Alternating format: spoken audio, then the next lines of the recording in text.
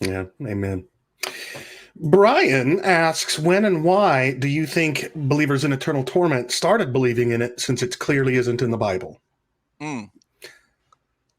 Well, this is a question that we can't answer with absolute clarity and certainty.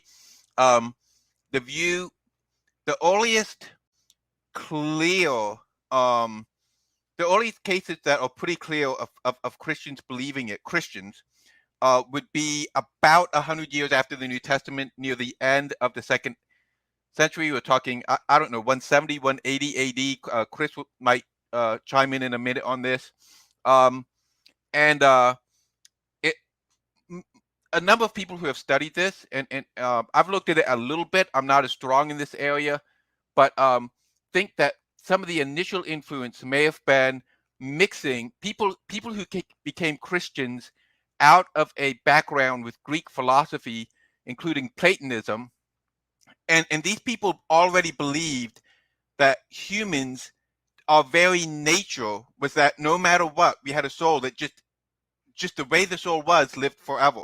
Now, when these Greeks became Christians, they changed a lot of their views. But sometimes when people come from a different background, some of their old views stick with them, and that view of an unconditionally immortal soul stuck with them. But now they don't believe that everyone's going to be in the new heavens and new earth. So what happens to the people who are not saved? Well, they live forever, but it must be in some kind of a bad place. So I think that's how it probably got started. I think that's a pretty good guess. Today, I think most people believe it because of tradition. Tradition. Yeah. What do you think, Chris? Well, no, I think you're right. The two names that I identify as the earliest Christians to teach eternal torment are Athenagoras of Athens and Tatian of Adiabene, and they're both Yes. right around 170, 180, like you said.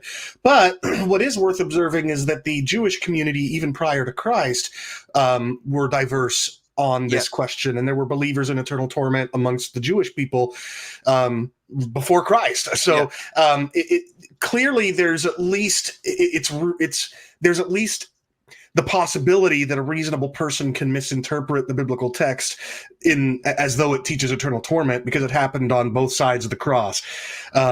Yeah. So, and I'll just nuance what you said a moment ago. You said that nowadays you think most people believe it's true because of tradition, and I think that's largely true. But just to nuance that a little bit, I think the same thing happens to a lot of Christians today that would have happened to the people following Augustine. Namely, they have become convinced of a view, and then they go and they learn they're taught that these texts mean that, Yeah. right? So they come to a text that we know doesn't teach eternal torment, and we can explain it, but it sounds on the surface like it because they've already been convinced of it. Yes. So, and they've been, and this interpretation of that text has been passed down from generation to generation, such that if you look up what commentaries say, a lot of them are just going to assume it, and so it's a real complex issue. I'd say more, but I do want to get to one last question before we go.